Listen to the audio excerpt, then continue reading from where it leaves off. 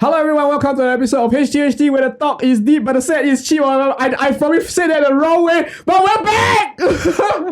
We're finally back! And today we have someone special with us.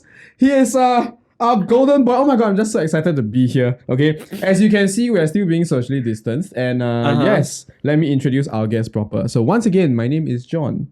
Welcome back to HTHT, which is Heart to Heart Talk. And today we are joined by Fauzi.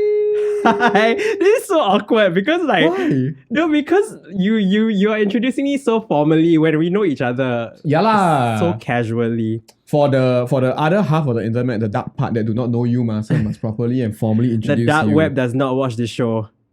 Dark web, if you're listening, you should watch this show. You definitely should. Okay, so let me introduce you all to Fauzi a little bit more. Fauzi is a main talent over at TSL's YouTube channel. I also appear there once in a while. Please like, share, and subscribe. Also, gaming channel. And the self-proclaimed. I'm gonna have to correct what the producer said here. The self-proclaimed TSL Golden Boy. Okay. He has appeared in countless videos on TSL's channel, as well as various other videos and podcasts, such as one he did with Do Not Click. What's that? Tell me about that. Do Not Click is like a podcast. It's by this guy. His name is Farikin. I don't know him very well, but he contacted me once, asked me to do a little podcast with him, just interview me. And that's how it happened. Nice. Awesome. Okay. Yeah. And he has 26,000 Instagram followers. That means he's one of those respectable community leaders. Absolutely not. Absolutely not going to see me in Parliament anytime soon. Okay, and 6 years of experience under his belt. He is a veteran in the social media world. But what really goes on behind the scenes? Welcome to the show, Fauzi. Thank you very much. Thank you so much for having me. What? The last question was, do you like to HTHT? Oh, do I like to HTHT? Within reason and with people that I trust. Are we people that you trust? I don't trust many people. So you can count yourself as one of a few people who I trust. Because the show is called HTHT. Okay, fine. Okay, so as per HTHT tradition, we always have drinks. Oh my god. Right. But because we are what we call a multiracial, multi-religious, multi-country, we have decided to go with the most inclusive drink of everyone. Not Superman being most inclusive, but a fruit drink that claims to be free of artificial flavors. I think that's a lie. That's everyone's common ground. Let's cheers to Superman. You never say the brand. Oh, sorry. Okay, honestly, I have no idea what the brand is. The but brand I think is Fruity Flavorites. It's a tongue twister. Fruity Flavorites from Australia. I mean, it must be damn legit because they paid the rights to have Batman and Superman on their bottle. Maybe how you know they never just. The DC the logo at the back. Guys, Warner Brothers allowed them to use their copyright on this bottle. Okay. This drink better taste damn nice. Okay, I'm excited. You know what I'm most excited for this drink? I'm just excited for the little kiddie bottle. I can't even open it. Okay, got it. Okay, wait, we must open the kiddie bottle. Okay, yay. Now we can really cheers. Cheers! Oh my god, and I think you need to open I think we're so foolish, Oh my god, foolish. We're such foolish people. Look at us.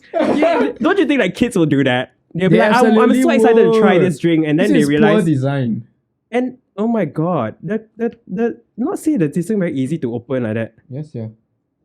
Come on. I think this entire episode will just us trying to open this bottle. I'm just gonna poke a hole. Oh, did you? Okay, I've done it. I've poked a hole.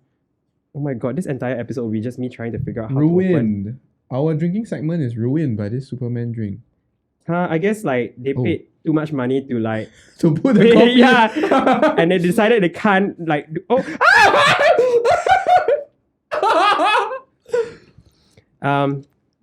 that spilled all over me. But yeah, that spilled all over me too. So oh my god, we're off to a good start. I don't know how that happened, honestly. Guys, this is called premature. Oh, that's an awful drink. It's very primary school. Yes, fruity flavorites. We have reviewed it for you, so please do something about it.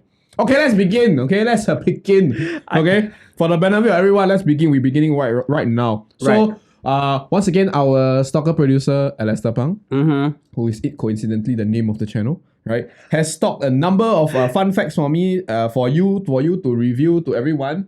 Okay. Because nothing is secret on the internet. Okay. So the first section, he calls it TSL. Okay. Awesome. Question 1: What inspired you to join TSL and become a talent? Wow, that's like a very loaded question. Why is it loaded?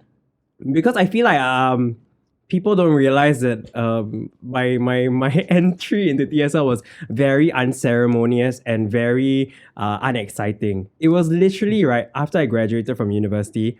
I needed to find a practical job, right? Yes. So I couldn't find a job, and I graduated in May, June, around that period of time. Normal, right? yeah. Exactly. And then I didn't find a job for like the first couple of months. I did like odd jobs, like I was a cashier for a bit. Starbucks. No, Starbucks. Kafu. Oh, the beep. Yes, yes, that. I was also doing like you know those the warehouse sales, that kind. Or the wear the badge. Then hi sir, what size? That kind lah. Also pack, pack inside the plastic bag, that kind. Occasionally did that, odd jobs. Until I saw the internship notice. Yes. And honestly, right, this was very random. I legit was like desperate to go and find a job. So I said, I'm just going to try to find an internship. Yeah. So I went to many different websites and somehow I ended up on YouTube. All right. And YouTube had this YouTube video. It was all about that bass parody that was done way back when in the old... This sounds familiar. It's called All About That Haze. Was it Beatrice? Yes, that era. It was Beatrice, Christabel. You must know, right? This goes so far way back, right? That YouTube don't have unskippable ads yet. No lah, have lah. Don't have. I don't know. I don't think have. Or at least one ad, not two. Yeah, they definitely didn't have two ads. Two ads is just overkill. But yeah, so I saw that video and I was like, damn, this like interesting, like this new channel coming up from Singapore, right? So I went to go and find out the Smart Local. Never heard of the Smart Local in my entire life, never in my entire life. Went to find out on the description board, there's a website. Click on the website, right? Then the website on the top, there's a banner that says hiring. Okay. Looking for interns and stuff like that. Yeah. Then I was like, I go and click, then I apply. And mind you, this is the story that Chris always reminds me of. Yeah. If you know Chris, he's also from TSL. Yeah. Or was from TSL. Mm-hmm. Am I revealing that? Never mind. He already how many times already not on TSL? People already asked me. I say yes, he's not in TSL. I click on the video and I click on the website and the link, right? Yeah. And they're looking for interns. I basically applied to be a writing editorial intern. I remember this because Yes. you were Chris's intern. Exactly. So like what I did was click on that, I immediately applied. Okay, so I wrote a random late night, middle of the night like cover letter. Right? I just wrote random things. I don't even really remember what I wrote. But basically the next day I got a reply and said to come for an interview. And yeah, that's kind of history. That's kind of where it started. No, but how do you become a talent, you see? Because if like I don't know, that's a good question. Okay. Right? Yeah. Wow, that one also another one. When I joined as an editorial intern, my main job scope was to write, right? Yes, and I still did that. Chris was my supervisor. Wasn't the best writer, so Chris always tried to like correct my stuff, which is great. But at the same time, they were also trying to create the YouTube channel. Right. Okay, and the YouTube channel again like wasn't very big. I always tell this. There's like literally not many people watch that. And the videos we had were like once in a while come out, that kind. And mostly what we did was comedies and parodies. I remember the one you cross-dress as Santa Claus or something like that. Yes. Oh my god. Santa Claus. Oh my god. What was that one? Honestly, it's just like me running around with two of my No, it wasn't me. That was Felicia and Christabel. Again, like really in the back annals of TSL. Annals are not anals. I don't know how PG this show is, okay? It will get less and less PG, but Beautiful. Okay. So yeah, I just ran around all over town to do a video on for Christmas. Actually, okay, so the idea that was my idea, right? Yeah. Wasn't that actually my idea was initially doing a responsible drinking PSA. Right. Because the song of that time was Chandelier. Right. Which was very known for being a song about alcoholism. Okay. Fair, Yes. fair. Okay. So I wanted to do a parody of it, Yeah. especially during the Christmas period, to tell people not to drink, to drink responsibly. Yeah. Yeah. So that was the idea lah. But in the end, we couldn't really do it, or like we didn't have enough time to complete it. Right. So we just did a simpler idea lah. Mm. Again, that was really like, okay, again, I'm not even getting the point. The point is that I was just asked to do me in the video law. It wasn't like something like I was like, you want to be a talent? But that was not the debut, right? That was not Wasn't. your debut, Like, I did many other things. So I was basically working along my editorial work, was working behind the scenes in helping production. Right. So I was doing the set design lah, like, preparing and making sure the scripts are there, coming out with ideas and everything. And that was where I started lah. And then I guess eventually, I think I would say my biggest break would be, I think, when Singaporeans Try started. Ah, yes. And that was when I first appeared. The very first episode of Singaporeans Try was trying the Trinidad Moruga Scorpion. It's a chili. One of the spiciest chilies in the world. I think the second spiciest in the world. Was that painful? It was awful. Can I tell you that, right? Now, last time TSL like damn slack, okay? You like after you try the chili, right? You feel sick, right? You want to lie down somewhere, right? No choice, you just do it. Okay, it's really like different. Okay, last time it was like quite chill in that sense. But a lot of people had like grumbly tummies for the rest of the day. Oh dear. It was awful. It was really awful. That sounds terrible. Yeah. Okay, so I guess, right, what inspired you was just a lack of employment. To be honest, it was a survival instinct kind of the rest thing, man. just kind of fell into place. Exactly, and that's why I say timing to me is when it comes to my job and what I'm doing now, right? It's all about good timing.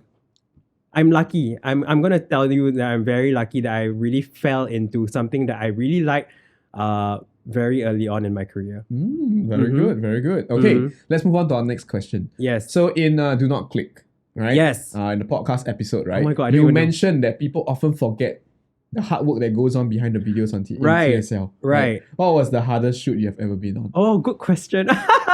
Oh no. I mean, it can be different types of hard difficulty, right? It can be physical difficulty or emotional difficulty. I don't know which example comes to your head. Yeah, so people always ask me this question. There are a couple of questions that I find very hard to answer. Right. Things like, what's my favorite shoot ever? What are some things that you really remember very? I'm just. Is it because you've been through too many? Exactly, and it's become diluted in a way that my memory has either.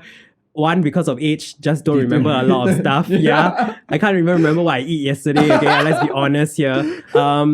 But there's some things that I do remember that I think were quite, I guess, remarkable in a way. Right. Okay, one of the things that I remember these because they affected me very profoundly. Okay, one of them is Singaporeans try baby food. Oh, right. People think like this sounds very. It sounds very alright. Exactly. Yeah. The worst thing about it was like I did that the day before I was bound to fly to Bangkok. Right, for a holiday. Yes. All right. I remember this very clearly because after I ate all that baby food, right, I got a serious bout of diarrhea. Right. So it turns out adults cannot stomach baby food. I don't know. Maybe it was just me. Okay. But maybe it was like a food poisoning of some sort. Right. I just had an entire bout of diarrhea throughout my entire trip in Bangkok. It was the worst. And okay, so like, I mean, it's like Singapore, the explosive kind. Yes. And it's like every hour must go toilet kind. Oh no. It's the worst, And then you want to go shopping, like you want to go enjoy yourself. Cannot, because every time, right, I would have to like, guys, I need to go toilet. And it was me, Chris, and KG. Oh no. Like, so I always had to, guys, I need to go toilet. Let me like go to the toilet first. And it's not like in Singapore, no? Toilet everywhere is okay, fine, right? And also clean. Oh, guys, I really don't recommend you eating anything weird before you travel. Please do not do that. Turns out adults cannot stomach baby food. Maybe babies are the strongest part of the human species. I don't know, man. It could be a mental thing, to be honest. I don't know, because like... Did it taste funny? It tasted weird. Like, I think baby food is meant to taste quite bland. It's not supposed to be super flavorful. Why? I think. I don't think babies eat like a lot of like super flavorful things. No, but like mushy and bland. But wouldn't tasting. the flavor make the kid want to eat it more? I don't know if kids can even like distinguish flavors, to be honest. Until much older in your life. I don't know. What? I'm not a scientist. Let's Google that. tongue scientists, please tell us in the comments below. You could ask a pediatrician. You know, I'm just but- gonna ask. Okay, Google. Yes. When do babies' taste buds develop? According to Little Foodie Club, though flavors such as sweet, bitter, and sour are more prominent at an earlier age, babies as young as 4 months Oh. develop the taste buds that can detect salt. Oh, huh? Also, only salty food. No, but like the flavors such as sweet, bitter, and sour are more prominent at the. Hey, that means babies can taste all, what? Oh, okay. Then I don't know. But maybe they can taste, but doesn't Maybe mean that's why when. baby always cry. But Because you feed them tofu flavored food. I don't know. I don't know, for man. babies. No, no, just I mean, no. I love babies. Don't they deserve all sorts of justice in their lives. Okay. So I guess the hardest shoot was as a result of the shoot. Yeah, I think because in general, like a lot of people ask me this. So in general, I'm quite fearless when it comes to doing certain yeah. things. I just do a lot of things. I love the experience of it. Like you ask me to jump off a plane, I will do it. You ask me to bungee jump, I will do it in a heartbeat.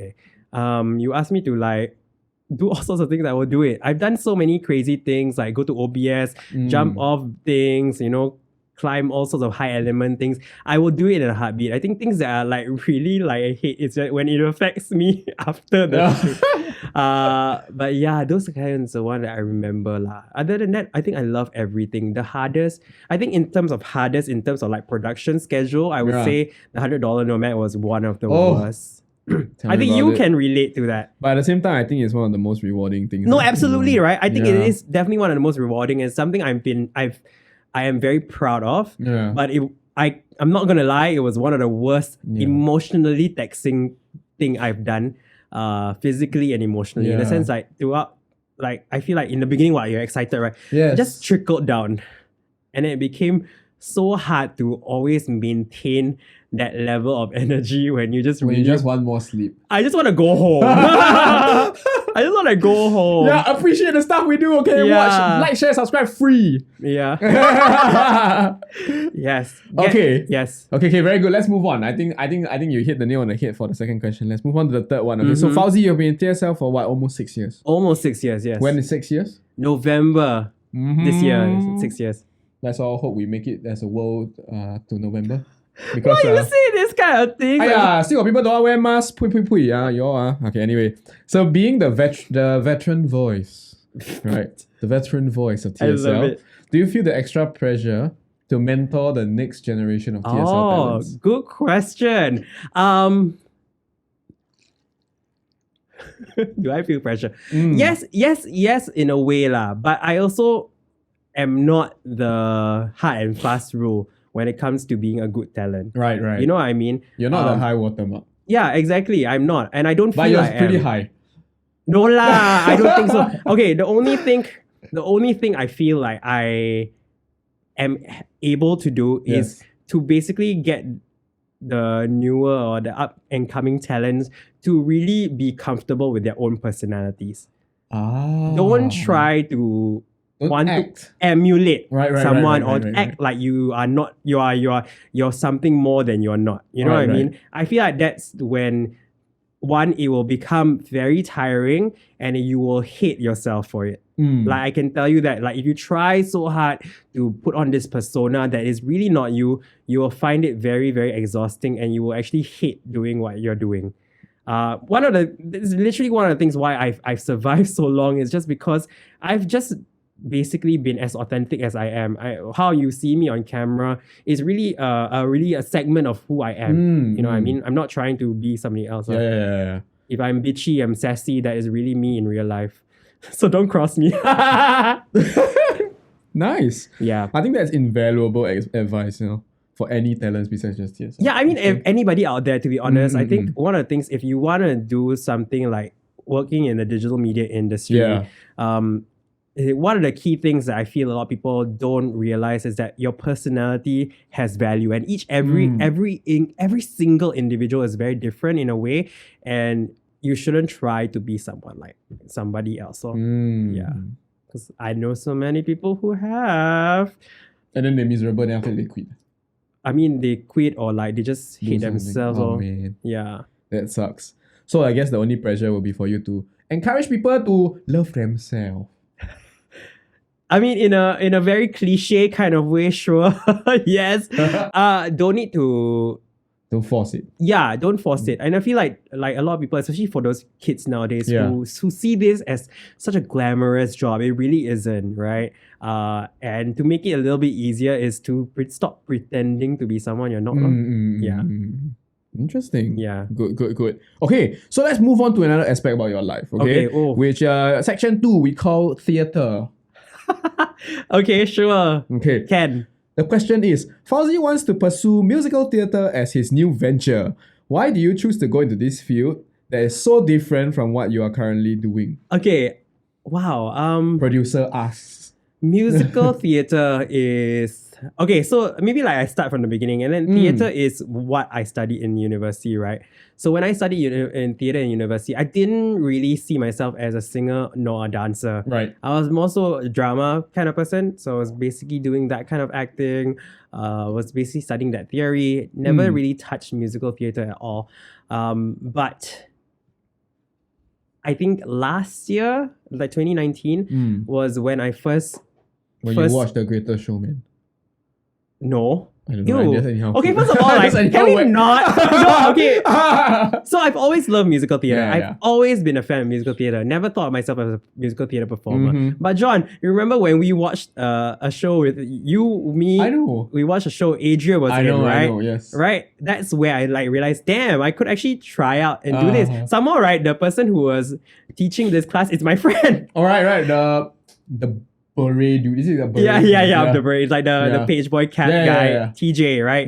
He's a teacher, and he's a close friend of mine. He's been a friend of mine since like I first started TSL around that Oh. time, so quite long already. So I've always known he's doing this, but I never thought I would want to try it. Right. So after seeing Adria do it, I was like, Adria, I like damn Why interested. I not, want to right? try. Yeah. So I did. 2019, I tried. I auditioned for a show, and I got in, and that's where I have been kind of venturing a little bit into musical theater a little bit. I'm not saying I'm professional, but this is kind of like a little hobby that I do Right. on the side once in a while. And it's been something that I found very useful for my mental health.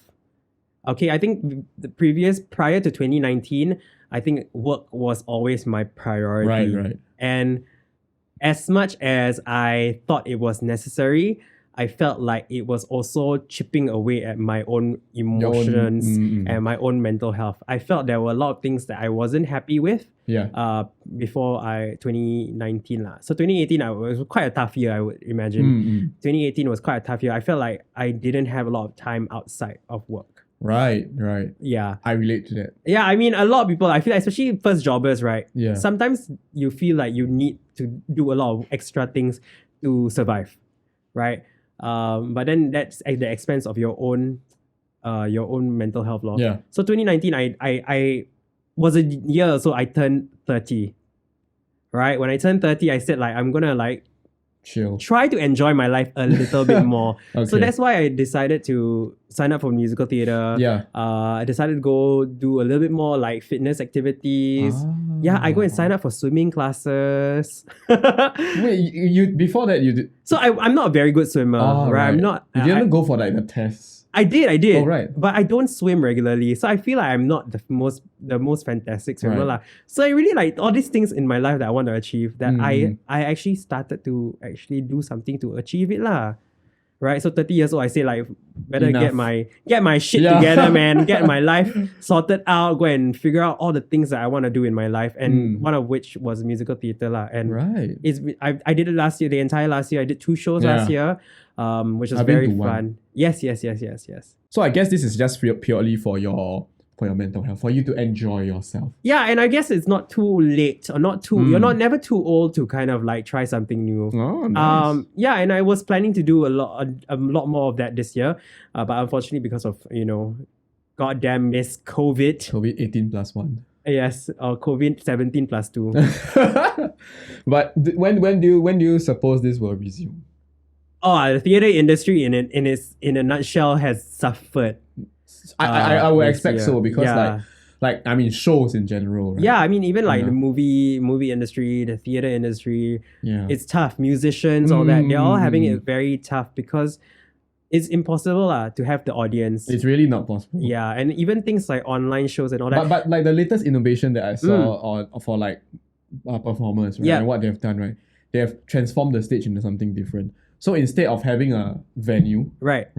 they will organize it at facing a side of a high-rise building. Oh. So each unit, Right. yeah, so right. everyone is sufficiently distanced. Nobody Right. will enter each other except for whoever is in that unit. Right. And then they'll just perform to the side of the block. That is so cool. That's smart, right? That is so cool. I think it was like Spain or yeah, or that sounds Italy. like a Spain Yeah. or Italy thing.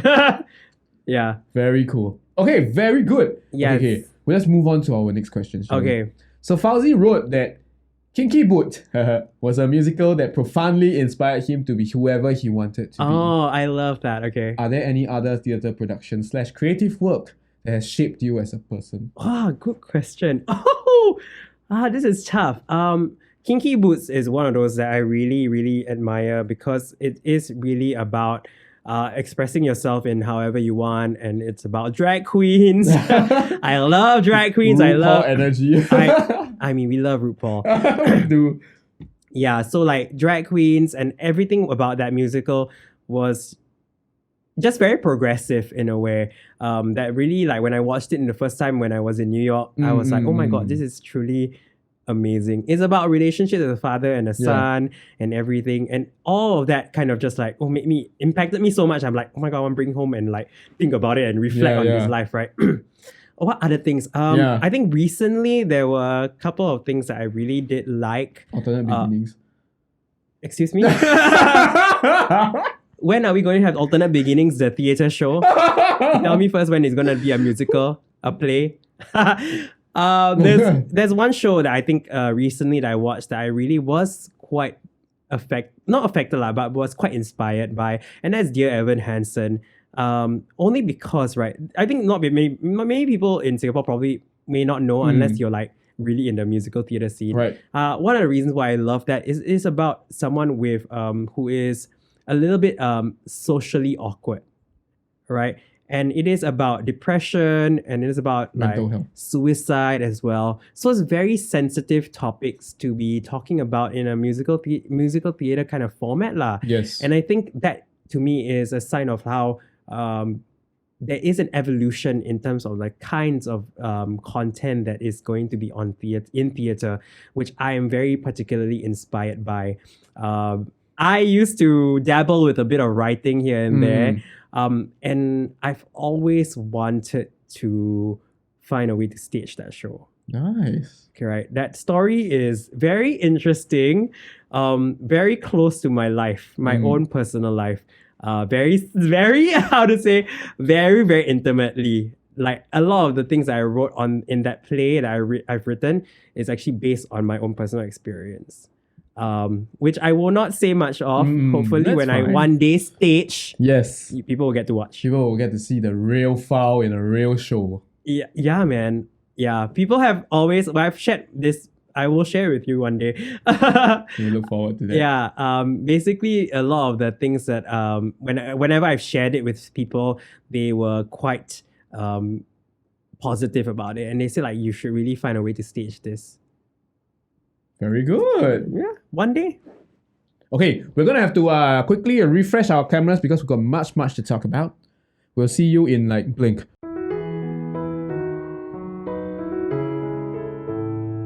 Blink, we're back. Okay, so yeah. Okay, very good. We'll move on to the next question. Okay? So Fauzi mentioned once that he liked the creative sphere in New York City. Right?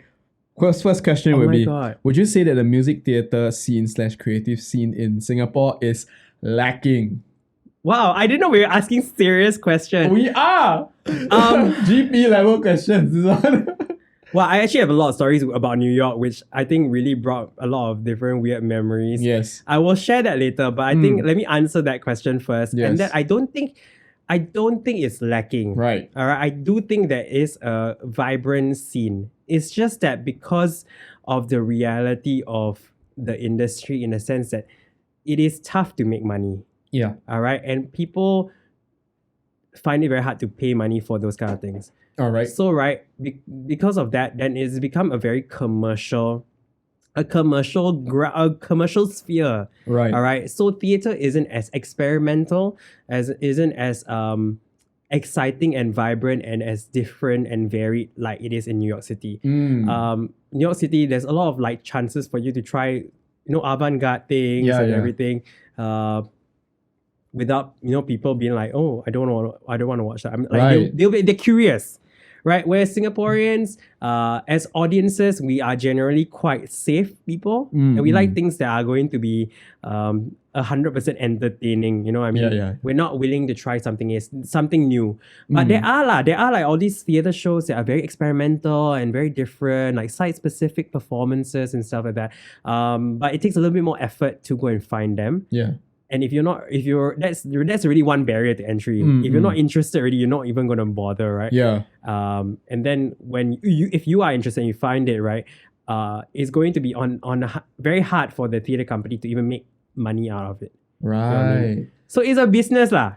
Okay, right? so that means what you're trying to say is that the music the scene in Singapore is not lacking per se. It's just a little bit more underground. It is in a way underground, but not because it's their own fault. It's also because of a economic, financial type of considerations that they have to make, right? Yeah. Okay, then in that, I mean, leading on with that question, right? So what do you think Singapore needs to do? What do you think Singapore needs to do better in terms of nurturing better creators or artists? Well, it's very hard. It's a very hard question to answer because you need to develop an audience who's willing to appreciate these kind of things. But would you say that like this audience base is growing? Yeah, absolutely, 100%. I do feel like with a younger demographic, I think a lot of people are more willing to try out different things.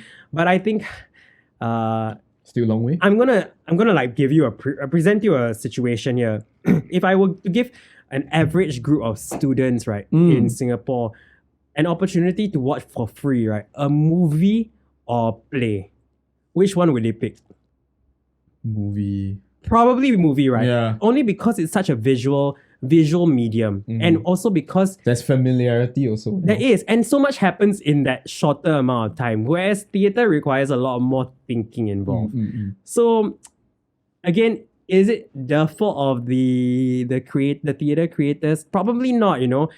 It's also because how our landscape has changed. So in a way, right, well, I can't fault either party, but theater has also got to think about how to incorporate that kind of visual elements into how to sort of like still stay on the forefront without alienating the people who don't immediately enjoy. Correct. It's like trying to teach a non-football fan to watch football. Right. In a way. Yeah. So it's not easy lah. It's not easy, but I mean, it's not impossible. But I mean, hopefully more people will willing to try lah. I just think that people are not willing to give a chance. Okay, very good. Wow, theater. Okay, so let's move on to something that's a little bit more relatable to our audience also. Yeah. Okay, and that's social media. Okay, so our third section is on social media. So Fauzi is a huge fan of TikTok and appears on TSL's short form content on YouTube. However, he's also a fan of podcasts and musical theatre, which are longer in length. Do you think there's still a place for long-form content in today's world of short attention spans and instant gratification? Wow, this is such a good question. This question is like if you ask me in a GP answer, I will type a long essay about it. I will choose the next topic. Oh dear, why? Usually we have 5.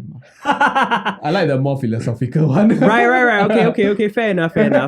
Yeah. Wow, this question I feel like is also very like this producer really wants to find out for his own benefit. Correct. For the benefit of this channel. Yeah. What's the producer's name? This self-serving kind of question here. Okay. Wow, it's very interesting. I don't know how to explain this very distinct demographic difference between people who appreciate different things. I personally grew up in a time when social media wasn't really much of a thing. right? Same. It took me a long time before I even got on Facebook, right? So things. I think our social media journey was like we went through the same phase. Yeah. Where we came through school and then like I remember Facebook being this gigantic prototype where you could still poke people. Yes, you can't poke people anymore, man. I don't know. I have no idea. Yeah. So like I guess to me I grew an appreciation because okay, my early knowledge of content, right, is English TV sitcoms. All right, my favorite ones, the ones I watched. Again, I'm gonna tell you this, and nobody's gonna know the heck I'm talking about because the references are like damn old. Okay, I used to watch as a kindergarten kid, right, with my mother. I watched two shows in particular: I Dream of Jeannie and Bewitched. Do you know any of them? I know, of course I know. Okay, thank God. I hope so. Those were the shows that I really grew up with. And it's like a sitcom and it's English, long form content, like 30-minute episodes. And I really grew up enjoying those. And that's how I really got into like kind of learning more about like English content.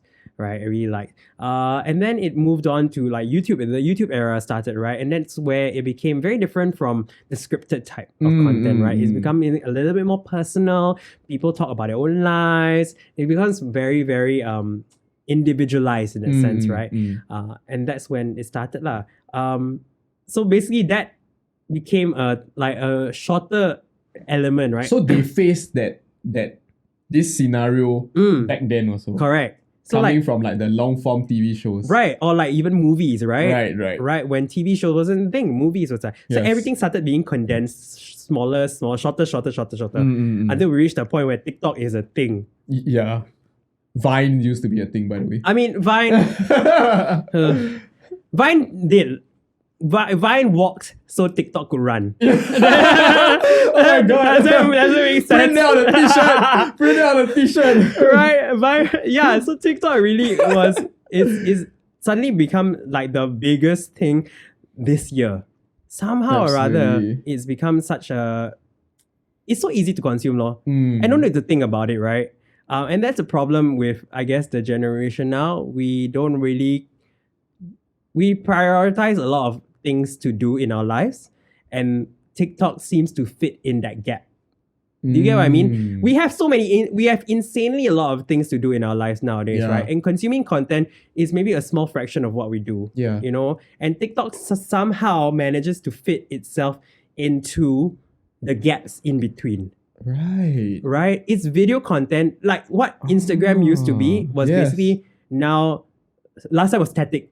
Right? Everything was static. So that was the gap filler.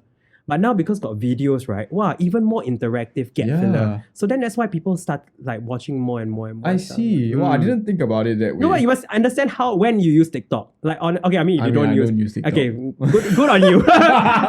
When I use TikTok, it's basically right in between things. Honestly, like when I wake up, I just like scroll through. Or like when I want to go to sleep, now I scroll through. It's really like the fillers in between your time. Yeah. So there's no like person who will actually... I mean, that's basically social media lah. But last time Facebook was a little bit more... You're a little bit more involved in Facebook. Do you know what I mean? There are a lot more things you can do. Right? Yes. I guess in a way, TikTok has mastered the art of being really effortless. Really? Yeah, because you don't have to do shit about it. How really? Yeah. When you watch it, right, you just literally just... So it will scroll on its own.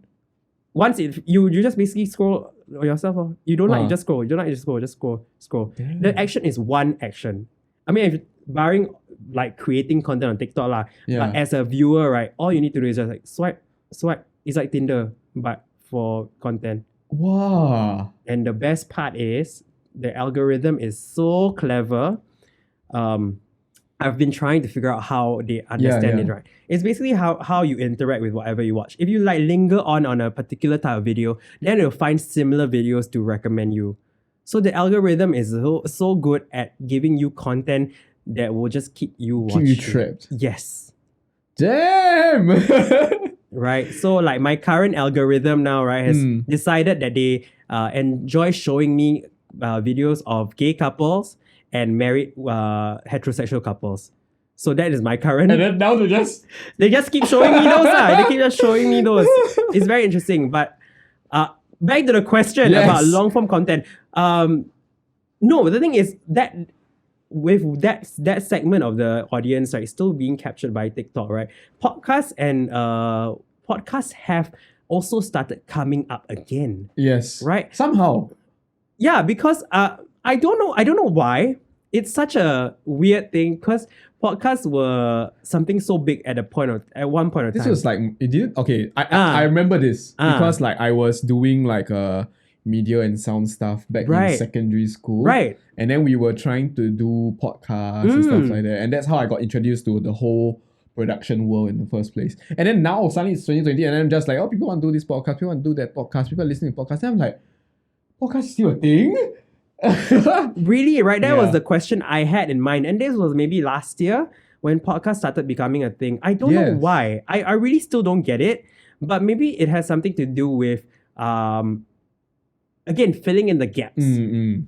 When the gaps require you to not be able to watch something, Yeah. but you can listen to something. Correct. Right? Yes. Podcasts are like the answer lah. As Yeah. opposed to last time radio. No radio, right? You don't have a lot of control about Yeah. what you're gonna listen to. Sometimes you want to listen to Absolutely. one channel or one station. They talk about random shit you don't care about. You can't Yeah, really yeah. go. But podcasts, you have that choice. You can choose what you want to listen Correct. to. Right? Maybe if today you want to listen to some sexy male ASMR voice, you can, right? You can click. Interesting. Yeah, I mean, it's like how audiobooks have become a thing as well. That is true. Right? It really is. Social media. Okay, let me I do a lot of I used to do back when I was doing in uni. I do a lot of research on social media Yeah. and reality TV Yeah. and all these things and why they are so prominent in our lives. A lot of the times it's really about how these things can fit into our lives in some insidious kind of way.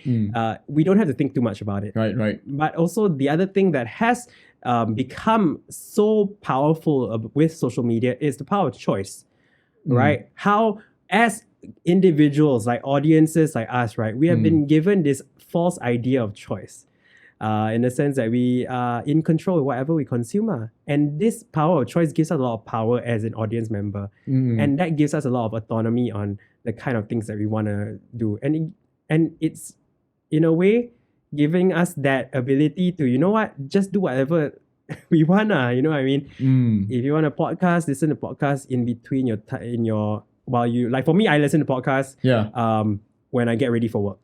Oh, Yeah. that's an interesting time to listen. Well, I thought In the morning. you have time for that. Like your preparation time for work is long enough Yeah. to fit a podcast. Okay, so like what I usually do, Uh-huh. right, is like in the morning, my schedule is like this. I will Yeah. wake up, I will go and shower, go and Swipe TikTok first. yes, that's while I'm in bed. Right, this I haven't go out Haven't of seen bed. him, haven't I haven't seen gone. him. It's still like still mindless. Then you come off, go and shower, go and eat breakfast. So I'll do it while I eat breakfast. So eat breakfast, get dressed, and then go on the way to work. Right. So there's a podcast that I Podcast listen time. to. Yeah, Interesting. I listen to stupid podcasts, by the way. Not IMO or Oh not Alistair Pang. no, that one I listen to in the background while I work. That's fair. That's great. Yeah, I was just telling Alistair just now. Yeah, I think that was like what you mentioned about the hole that podcasts fill, Yeah, right? When you can divide your attention, but just slightly, correct. then you can just listen. So instead of music or just radio nowadays, we have another thing which is podcast and people talking about it. Do even people listen to radio anymore? I have no idea. I don't know. So I only want to listen Yeah. to when I can win prize. I won a wallet before. Do you really? Yeah. I've always tried to, but I've only ever gotten the chance to like say, hey, I want to dedicate this song to my friend. Surprisingly, I have not done that, but I've won a wallet before. Oh my god, that was truly the time. I don't think kids do that nowadays. Nah. Last time we all really were like ring the phone and like hope now to they God. don't know the radio station what number. 669119887. No, as in like the Oh, sorry, 97 call your number. the number they don't know what the station number, the FM Right. number is. Oh, no, it's not the name, 987, 905. No lah, but I think they don't know. You get what I mean? Oh no. Like and I think they've never experienced turning the stupid wheel, the stupid knob. I feel sorry for you kids. Okay, awesome. Okay, next question about social media. Yeah. Now, social media is sometimes known to be pretty superficial. Uh-huh. Given that, how do you deal with compliments? Do you think they are genuine Or do you struggle with the feeling that the compliments are only complimenting you at face value? Wow. Why the question so hard lah? And that's the bang from Hwa Chong, that's why. Very good, very good, very good. Shout out to Hwa Chong students. I honestly don't take everything I see on the internet very seriously. I don't know. I just do feel like sometimes, and again, I feel guilty of it. Sometimes I do feel like when I do respond to comments, it is really out of necessity more than anything. So do I really mean it? In some ways, yes. When I thank someone for like leaving a nice comment, it's in some way I am appreciative. But in other ways, it's also very perfunctory lah. It's not something that would change my life if I did or did not. You know what I mean? It's part of my job. How do I deal with? What was the question again? So the thing about the question is, right? Yes. So given that how do you deal with compliments? Right? Okay. Do you think they're genuine? Right? Or do you feel that these compliments are just coming at you at face value? Like, you know, it could be like, let's say you talk about, maybe we give an example, like, you know, sometimes Xenia, right? You're like, oh, Xenia's so pretty, you know, that kind of thing. Right. Oh, shit. Wow, this is a very deep thought, like, kind of deep dive into thought. So just now about, GP, now this one KI. Yes, yeah. you must think about what is the intention of the audience, right? Correct. What is their intention when they are commenting? Is it because they want to gain the attention of this idol or the person they follow, right? How do I deal with compliments? I appreciate them if someone gives me a compliment, and it really is something that, you know, they really identify with. Like if they give me a comment like, say, I really like how you are being yourself, these kind of compliments I will take it very very seriously, because it really gives me like a positive reinforcement that what I'm doing is how I should be, what I should be doing. If they tell me that you're so handsome, like then I'll be like, I don't agree, but okay.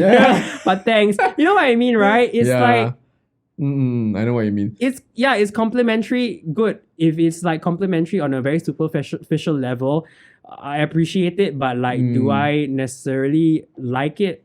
I don't really pay attention to it. But if comments come in about like how I've inspired them in a way, or I've like been able to push them to be a little bit more of themselves, then these are the comments that I really will take my time to respond. So that means despite social media being a superficial place, there is still a way to pay sincere compliments. Absolutely. And and that's the kind that actually you prefer. 100%. Okay, I think the thing is, you must understand a little bit more about my relationship with social media. Right. I really never grew up with this idea of social media, and it is really because of work that I've had to cultivate a social media presence. Right?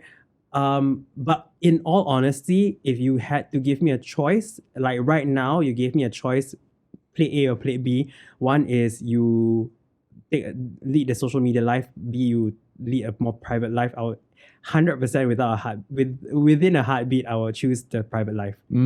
I feel there's a lot of pressure, whether it is internal, based on my own dealings with my own self and my own self-esteem, or whether it's outside work related. If I had to choose, I would totally just want to lead a normal, quiet life. Yeah, there have been times when I feel like social media has encroached into what I deem an ideal life, in a sense. In the sense that influence how you picture the ideal life. Social media. As in social media has kind of lodged itself in my image of what an ideal life, when it should be not in there. You know what I mean? It should be like an additional thing. You shouldn't be part of. I understand. Okay. Right. Social media to me, when I first started Instagram, right, was basically to share random shit about my life with my friends. Right. But because it's become such a work thing, it is also a very conscious decision that I don't share a lot of my personal things on Instagram.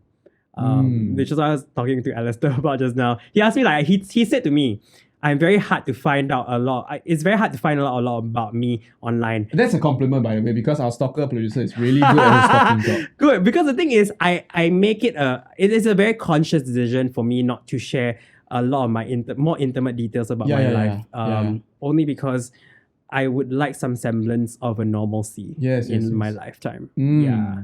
Okay. Yeah. So there are a lot of things that you want to know about me. I would rather you ask me personally as opposed to like go and stalk me. Just kidding. And Lester knows a lot lah. He does. Okay.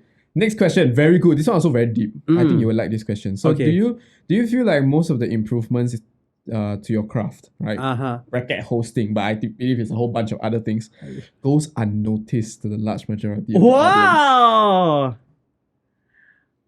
Huh. So all your personal development efforts. My question back is, does it matter to other people though? Or does it only matter to me? To be honest, right, I've always had this mindset that I should be proud of myself no matter what. And all these smaller achievements I have, I don't need people to reaffirm them. You don't need people's validation. I don't. And I really agree. I do find myself, every time I look back about since when I first started in TSL and where I'm at now, I do find myself like, hey, I actually really feel like I've improved a lot in certain aspects. So especially with things like hosting and stuff like that, I do find myself like, hey, I actually really have grown so much, whether it is, again, hosting or even in the kind of managing people. Right. And the work life, right? I find myself growing so much and I really do appreciate that. And I don't really, to be honest, I don't really care if people think that the same way or not, right? If people don't think the same way, and I'm like, what? Whatever, man. Dude, you! Dude, you! No lah, because again, at the end of the day, who are you to like, the only person that you are accountable to is yourself, honestly. Yes. Like, I don't care what boss has to say about me. I don't really care what other people think about me. But I think as long as I know that I've done my best, that's the most important thing. Awesome. So that means even if people don't notice any improvement or anything you've done, it doesn't matter as long as you're proud of yourself. Honestly, and up to this question, right, I didn't even think about it. Look at Alastair making us think. Yeah. Okay, very good. And I think the last one is quite a good one to end off this social media segment. And that is, do you think there's an expiry date to what you're doing now? Oh my God. I always say I do. I 100% say I do. When do you like? Is there a concrete one or? Honestly, right, I thought 30 years old was my expiry date. And when I first started in TSL, I said 30 years old, you know what, 30 years old, that's it. I'm going to stop working in TSL, find another job. But lo and behold, I'm still here. I'm still in TSL.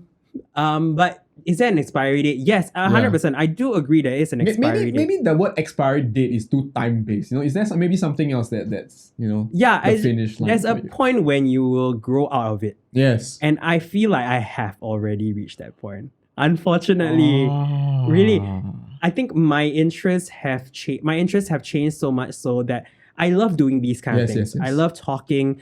I love doing live things. I don't necessarily enjoy doing Instagram posts, Instagram stories. Right. To me, they have become part of what I do as a job. Yes. But do I 100% enjoy what I'm doing? I don't think I cannot tell you that I do. I cannot tell you that I do. Right. I love hosting things, and that's where it's very visceral. It's very like at that moment. That's where I really enjoy the atmosphere and what I do. I feel like I truly can be myself then. Yeah, I mean, so in a way, what I'm saying is that the Instagram part of me is really ready to retire. Yes, because I feel like it's a very small part of me that I feel like I've had to curate it for a certain purpose. Right, I understand. Yeah, I don't want to make it my career, and it's never been an intention of mine to make it a career, right? And I still don't think it is that. So awesome. I have many things I want to do in my life. So right. Okay, very good. So like, I guess it's not really a time thing for you anymore. Oh, I've reached the time. It's more either you've reached the time or like I feel like it's not what I mean by not a time thing. It's more of a like how to say, you feel like you cannot develop in that aspect anymore. Absolutely, yeah. The feeling is it's a feeling. It's 100% a feeling. Also, like at this point of time, I feel like my Instagram has reached terminal cancer already. It's not growing anymore. I mean, as Xia Shui always talks about, like she always talks about this terminal level cancer, right? For Instagram, I think I've reached that already. Again, like it's fine lah, and I don't really think about it like, so what if nobody wants to follow me anymore? I don't really care. If I could private my account, I will. Yeah. Awesome. Okay, very good. Okay, so that's our last section. Okay, section 4 is called something old. Oh, Okay, so I feel a bit insulted. don't worry, the next section is something new. So it's not okay. you. Wait, something old, something new. That one is like when you get married, what? No, man. No, what? Right, when you get married, it's something old, something new, something borrowed. Something You have what, never heard this before. I have not. Yeah, so when you get married, you have to find these things. Something old, something new, something borrowed, if I'm not wrong. What? Alistair is shaking he's nodding his head. How do I not know this? Well, you Google and find out this, okay? Okay, I mean, if you've heard of that, please leave it in the comments below. Honestly, I've never heard of it. Okay, so the first question about something old, right? Yeah. Okay, is Fauzi mentioned that he was bullied in both Oh. primary school and secondary school. Yeah. Right? Why? What happened? Etc. Why was I bullied? You asked the bully lah. Bully why? But do you have an idea why? I can surmise a reason lah, and Yeah. that's probably because I was in a boys' school. I would say I was in boys' school for 10 years in my life. Right? Same. And I think I never liked what other boys like. I was never into sports. I was never into like football, soccer, and everything. My interests were like America's Next Top Model, Project Runway. Those were my interests. I had a very strong inclination towards reality TV at that point of time when I was growing up. And I was quite a bit of a nerd as well. I loved science when I was in primary school. I was in the science club. And again, like secondary school, so I wasn't like particularly very, sporty.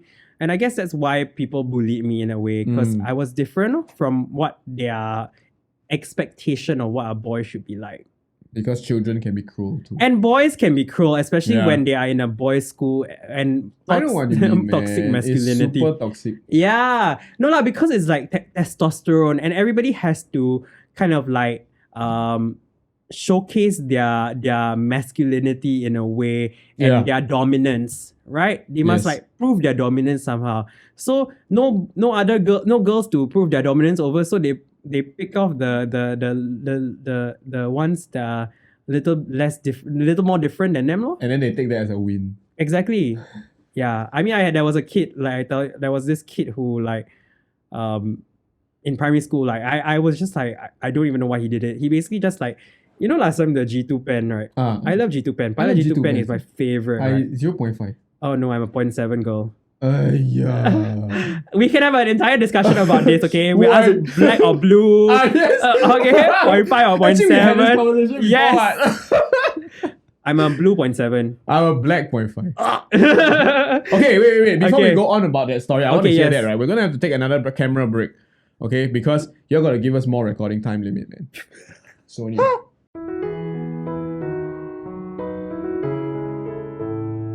Okay, we're back. I want to hear about the G2 pen boy. Yes. Who is no longer a boy because same age as you. Yes. He basically, what he did, right, was he cut off the ink. Oh, the the ink plastic tube, right? He cut off the ink and he just like squeezed the ink over my head. In the middle of class. What kind of wretched ass school do you go to? Just name and shame the school. No, I will not. I will not name and shame the school. But just that kid, I guess he was a little bit problematic. Oh no. Okay, I hope he grew up well. I hope so too. Like, but I do realize I recently reconnected with a lot of like my old friends who were problematic in school, but are now very successful in life. They're lawyers lah, doctors lah. I believe everyone has to grow up at some point of time. Actually, yes, I do. I do firmly believe that everybody will grow up. Yeah. Can't stay a kid forever. Cannot. You can't stay the cut pen kid forever. Whoever you are. I'm just gonna call you Nigel. Nigel. Why Nigel? Poor Nigel. Nigel sounds like a bully's name. Oh, really? Yeah. Nigel sounds like a nerd. They're trying to flex and then bully people. Oh, okay, fine. But secretly read manga. The Nigel I know is Nigel Thornberry. Do you know the wild Thornberry? This sounds familiar. Oh my god, it's about the girl who can talk to animals in the cartoon. I know Dr. Dolittle. Oh. Also can talk to animals. So does everybody. I know Alistair don't know. Maybe don't know Dr. Dolittle. Oh. Oh, but Doctor Dolittle got the remake Doolittle with Robert Downey Jr., which I never watched. I never watched that. Okay, thank God. Maybe Classics are the way to go. Eddie Murphy, but there's also problematic things too. Oh my god. Okay. Coming to the next point about school, right? So do you think, because just now you mentioned toxic masculinity. So do you think that toxic masculinity, is a problem in Singaporean society now? And what are some of your experiences with it? I mean, I did share with what I thought lah, and I do think, especially when you're in a single sex boys school, right? Difference, I feel like there is a lot of like need to showcase. Actually, very true. Right? They're like who's better than, like, people cannot explain it properly, but it always falls back to this boys school thing. Right. But I don't know if it's the same now lah, because like when I was in school, maybe now who got more TikTok moves? Who can renegade more tight? That would be quite disappointing. We have regressed. But no hate on TikTok people. Okay, renegade all you want. But again, I don't know if I want to say anything about toxic masculinity, but I do feel there is an expectation for boys to be a certain way, for girls to be a certain way, and that has been forever since the end of God knows when time. You know what I mean? Yes. And it's something that, as much as I feel like I wish that could be eradicated in today's society, it's very hard. Right. So that's the problem lah, is when I guess people reaffirm that boys should be a certain way. And that is where this whole idea of toxic masculinity comes about. You know what I mean? Because they are never taught that is wrong. Right?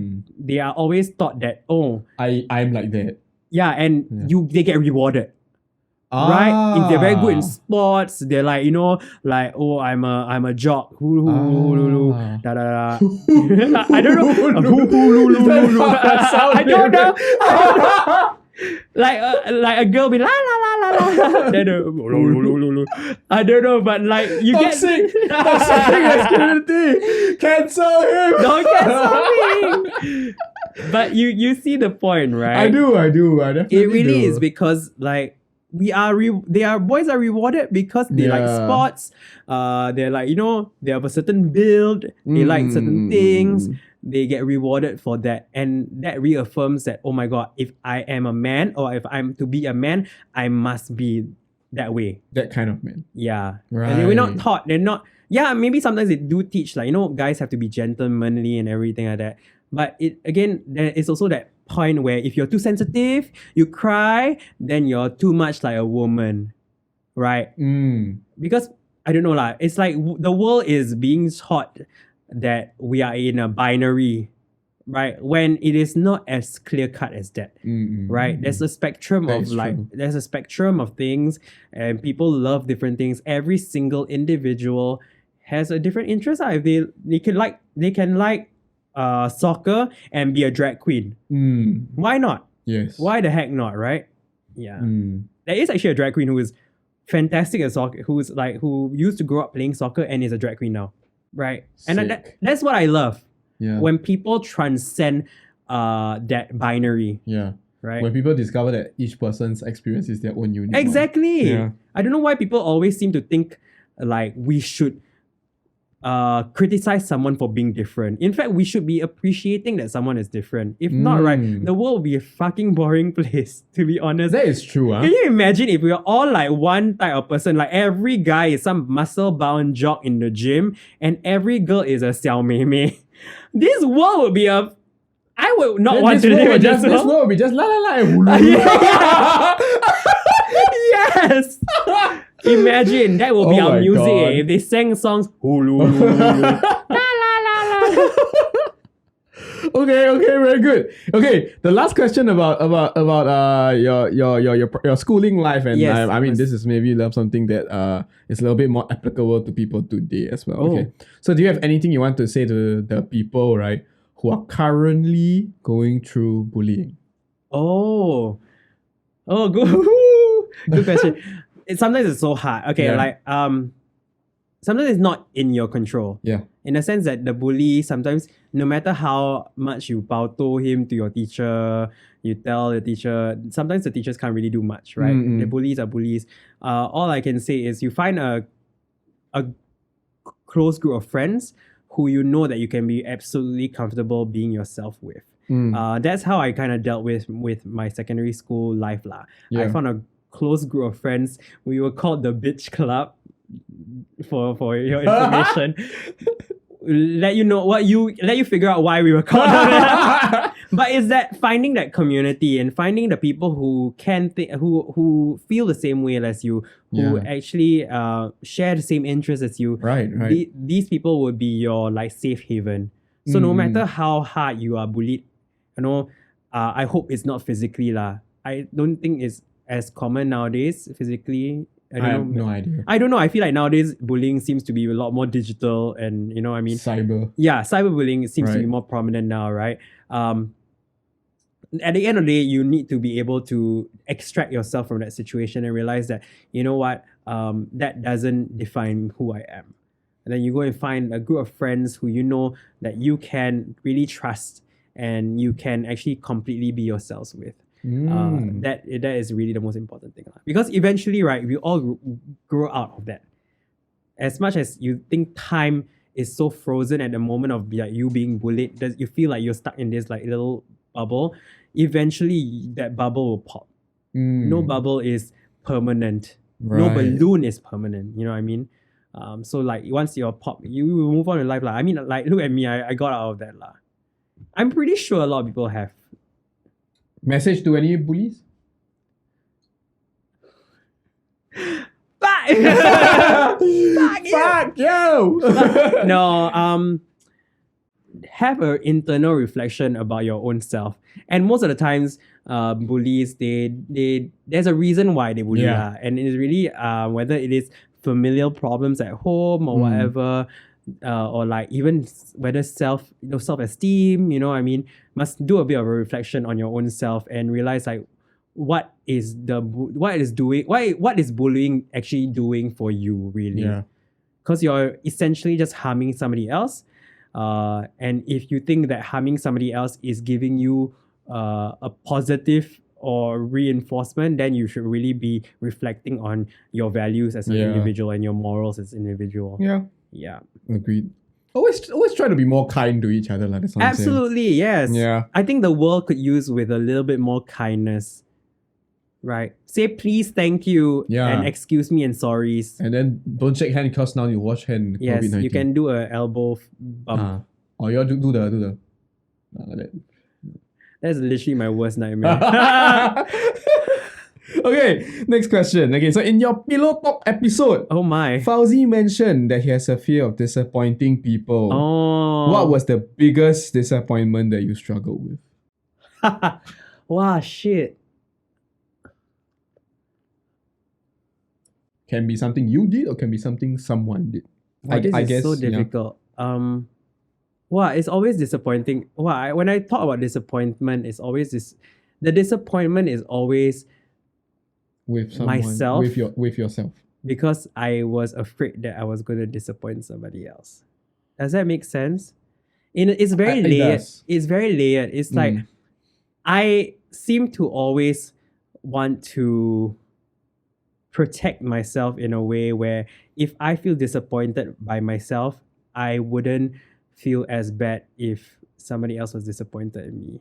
Because I've already beaten myself up over it. So if somebody else is disappointed in me, I've already like gotten through that. I just like have like emboldened myself from that feeling lah. But there's so many things I've been disappointed with myself. I think The biggest one or the most recent Wow. one, there's so many.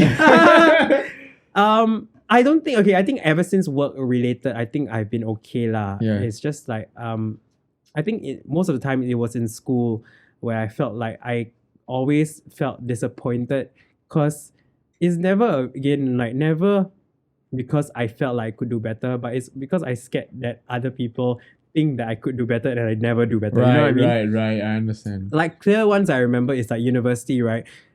nobody is even caring how I did at university, to be honest, right? Except for myself. But I always feel disappointed. Like when I think in my final year, I didn't do as well because I felt like I was very distracted by a lot of things. So I didn't do as well.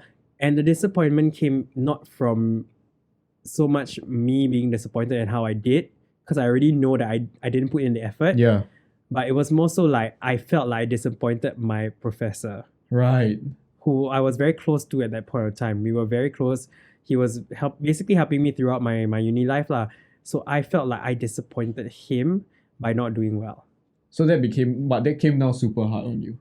Awful. Like I really couldn't forgive myself for that because I felt like he's put in so much effort to help me, whereas I didn't put in effort to help myself. To do his effort justice. Yeah, exactly that. Damn.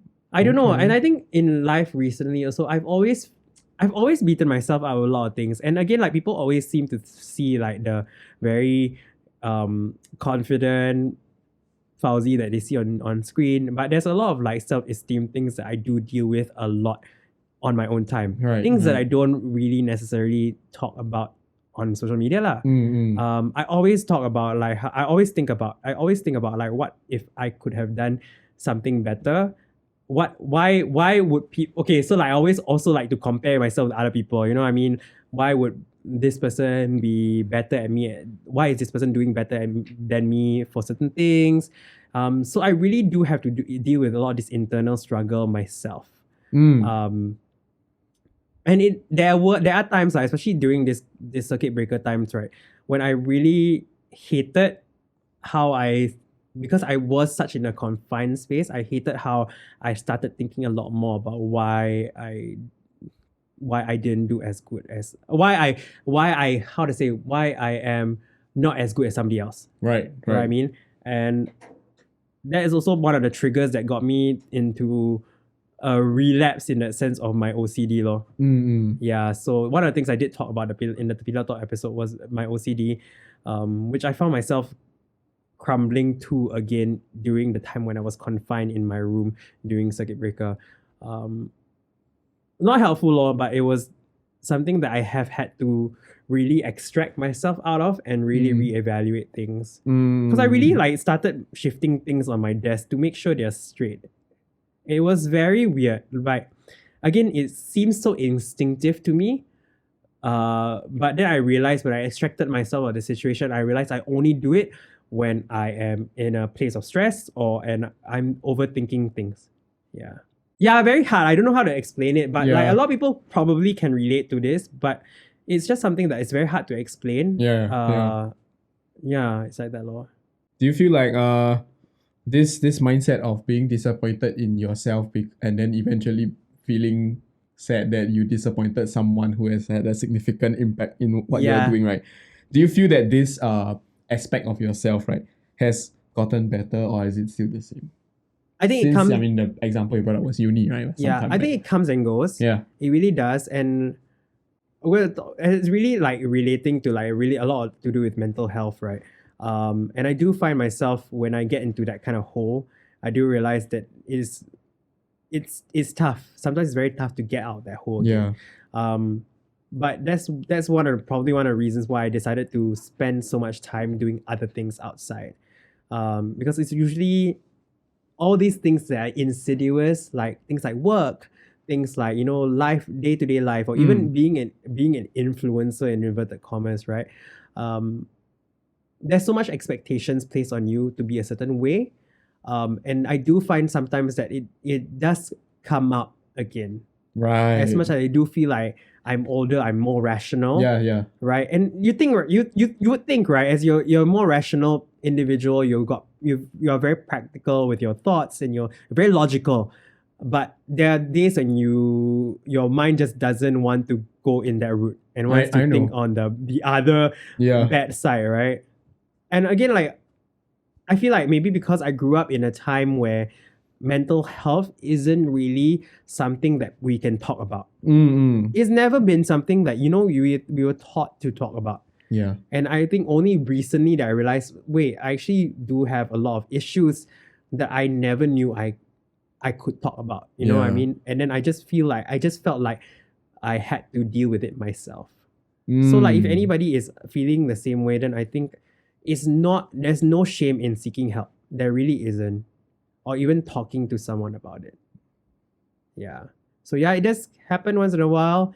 Do I find myself dealing with it a little bit better? Yeah, I do. Only because I do have some of the tools to help me and be more rational and kind of extract myself and rethink and reevaluate what I'm feeling.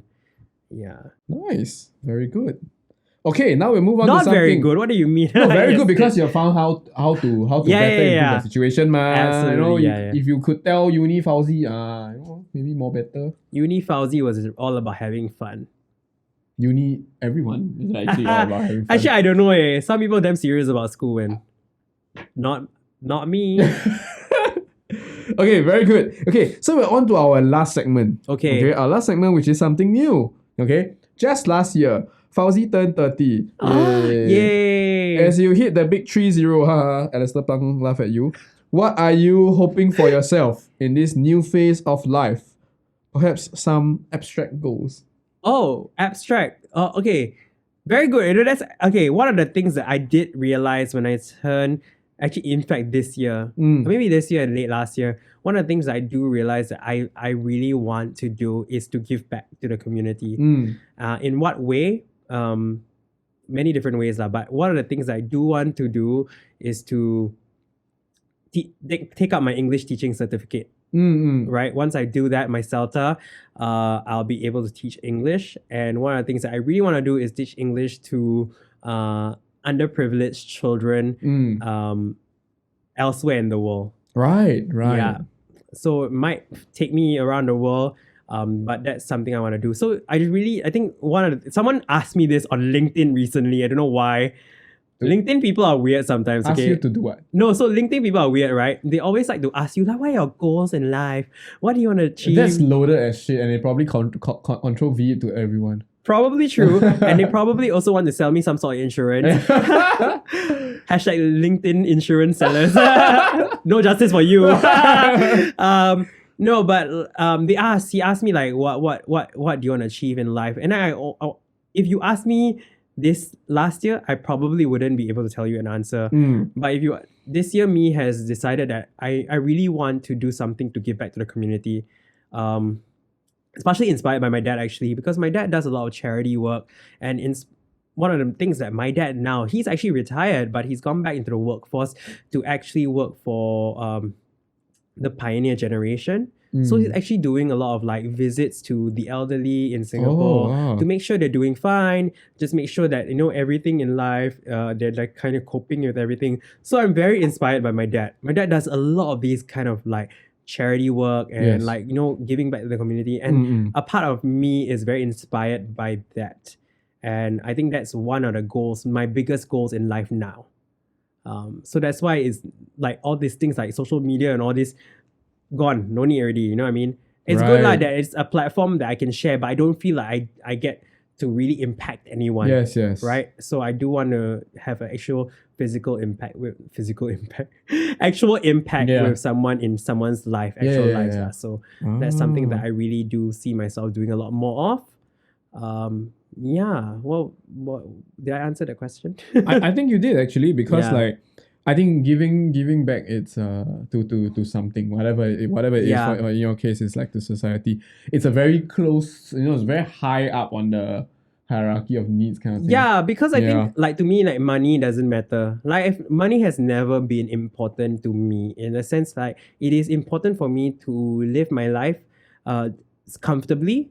But it's never a priority. So people always ask me like, how much you get paid? And I say I get paid enough lah. I don't really aspire to earn like tens of thousands of dollars, you know what I mean? To me, if I have enough money to be comfortable, to support myself, my family, that's the most important. And my multiple cats, that's the most important to me. That's the top priority. Yeah, but that's why I think like my priorities have shifted towards that lah.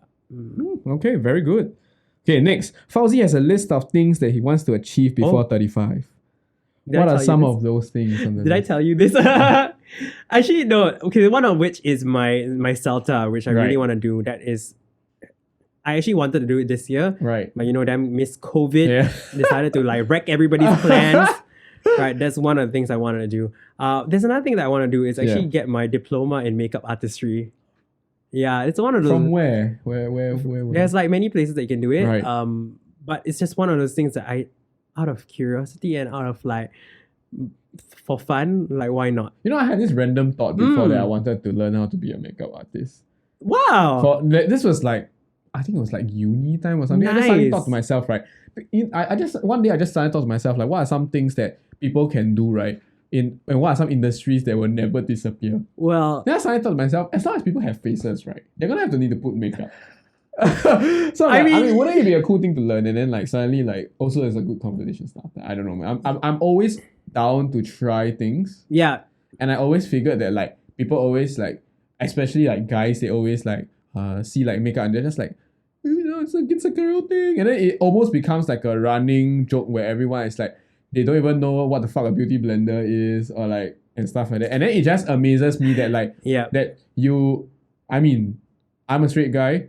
You want to date a straight woman and she puts all these things on her face and then you live right next to these things and you don't even know what they are. Right. And I just cannot wrap my head around that. Right. So I try to like learn. I figured makeup could be cool. Right. Yeah. That's So that was one of those ideas that I had. that's a really good attitude though. I wish more guys were like you. Yeah. I feel like just need to like, pay attention a little bit Yeah. more. Like they purposely draw until the waterline. Miss a bit, then the eye saw already. Give chance. Oh my god, you're so good. You know what the waterline is. I know, cause Yeah. like I will see, cause like okay, I'm quite lucky in the sense Yeah. that like the girls around me, right, the people who do makeup around me, like they're okay with me asking them the questions, Right. And then I'll just like stare. Then I'm like, why are this one like that? Why are this one like that? Then they'll just, because this one, that one. Okay, then I learn a lot of new things. Some people put like thicker eyeliner, some people Yeah. do wings, some people do different things. Then I'm just like, it's so cool. Yeah, it's really an art Yeah. form though. It really is. So some of the makeup artists I see like on like even drag queens, right? Their skills are like fantastic. It's super magical. It's truly a magical. So like it's one of those things that excuse me.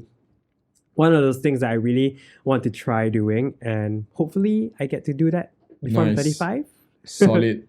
Yeah. Anything else? What's the third Anything item that you else? could list for us? I want to go watch Eurovision. Eurovision is a what? I don't know. I'm Oh my god, uncultured nobody swine. knows what Eurovision is. Okay, so Eurovision has been around for like ages, right? It's basically a song contest.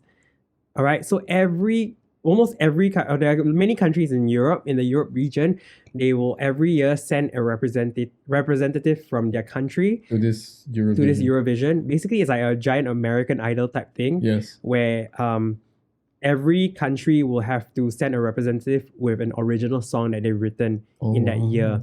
And then they will have this entire giant festival music competition where one country will win. That doesn't sound very social distance. It's not very, that's why they say don't have. Oh no! That's why they say cancel, all right? Okay. It was supposed to be in Rotterdam in the Netherlands. Yes. But this year cancel. So they man. postpone everything next year. Just like how the Olympics Olympics. also. Yeah, but Eurovision is basically like a European real Olympics. big, like European music Olympics type thing. It's like every Europe and also now Australia is part of that. Oh, Yeah, don't even ask. Don't even get me started on why Australia is in that's it. so random. It's random. It's a long story of why they are included inside. But it's a lot to do with, to be honest, right? As much people think like Eurovision so campy and so glamorous and so Yeah. fabulous, right? There's a lot of politics involved in also Eurovision because like how different countries, because they all have to vote, right? Yeah. So certain countries will vote based on political allies. It's very interesting. Very interesting. So like some countries who are like long-term, like British colonies and type, they will always vote for like, The British singer. yes. Even though the British singers always end up last. That's so unnecessary. It's but it's very funny. It's very interesting. You see like where like countries have allies and shit like that. It's Allegiance, so funny. So it's actually much more dramatic than it is. Actually, what was initially what Eurovision was started for was to actually bridge the gap between Europes. Right. To After unify them, is it? correct after the wars, right? Yeah. So it was a way to kind of bring Europe as a region together. But now become politics. I mean, all these remnants of politics They still do involved. appear together, but did they actually come together? I don't know lah. Remnants. I mean, the big people that have come out of Eurovision are people like ABBA. Oh, They won Eurovision. Yeah. okay. There are a lot of other people who have won Eurovision as well lah. Awesome. Okay, our very last question. Yes. Okay, very last one. What is something that you want to say to 40-year-old Fauzi? I hope you're alive at 40. I hope you are alive. That's a very low benchmark. Wow, what would I want to say to 40-year-old me? Yeah. That's 10 years later. Always thought about what I would say to my younger self. Never thought what I would say to my older self. What would you say to your future self? Honestly, I would just I'll keep it simple. Honestly, I just want to tell my older self, like, I hope whatever you've done to get to this point of your life, you have had zero regrets and you are extremely proud of all the things you've done. Yeah. I like to live my life with zero regrets. And that's also partially one of the reasons why I am so willing to try so many different things. Or because I don't feel like life is a very straightforward line. Yes. And I do love to kind of explore different things in life, try out different things, and, you know, be as authentic to myself, while being as authentic to myself, really exploring the different facets of life. So I hope at 40 years old, one, I would have my own home. And two, I hope I would have enjoyed the entire ride all the way up to 40. Nice. I think that's a good thing to wish for. Yeah, your but maybe future I won't self. even be in Singapore anymore. I don't know, man. Maybe at least you'll be alive. I mean, at least we will. I hope I'm alive by Yeah. 40. That's like 9 years more. Can Can lah. I Just survived. grit your teeth and like don't fall off high places too much. You know, with a bungee cord or whatever. You know. Oh my god, I hope I don't do that. That's literally the worst way I want to die. I hope like I mean I survived 6 years in DSR. What is 9 more years? Really? All right. So that is the end. Oh, is of it really? our episode? Did you enjoy today's session? No, never enjoy. Just kidding. I love You it. need I more love it. I Superman, love it. Batman drink. Yeah, Yes. I love my Batman drink. Fruity flavorites. Sorry, Okay. not flavorites. All right, guys. So we have reached the end of today's HTHT session. You sure not, John? Do you have any sensitive questions you want to ask me? Don't now? have, yeah. I hope 40-year-old Fauzi is proud of you. I really hope I'm alive every time. I've actually never thought of myself living past 35. I mean, you to see be honest. 2020 like that already, right? It's very hard to say what 2020. Right. Like, let's be honest. Maybe next year all of us have COVID-19. Maybe next year some meteor, right? Or Oh comet. my. Actually, I wouldn't mind to see that. That'd be quite cool. I would I'll like- take photos, okay, but you know then what I would after like that, to no one see? lah. We know I would like to see aliens. Actually, we were talking about it. You know, if aliens come, then suddenly all the human race we unify. Suddenly world peace What do you mean? against common enemy. And then we world peace. Why you must think that aliens are Oh, maybe they enemies? chill, huh? Yeah. They bring you like a new alcohol we never tasted before. Then we, woo! What if they bring you a new way of life that you've never thought of before? But like it'll be crazy because suddenly all the religions wrong. I have no comments. You can comment in the comments below. You know, I really feel like having 6-piece nuggets now. We can always order food. Thank you for watching. Thank you, Fauzi, for joining us. If you have any questions that you want to ask us or want to ask Fauzi, you can always leave it in the comments below. We will send the messages to him. I will reply personally. Yeah, Maybe why not? I will go and watch I will reply personally. Okay, you got any questions for me? I'll Yes. reply. In the meantime, right, always watch our channel for more stuff. We got, in my opinion, we'll be trying to bring HTHT back more often. Follow us on Instagram, and we'll see you soon. Why?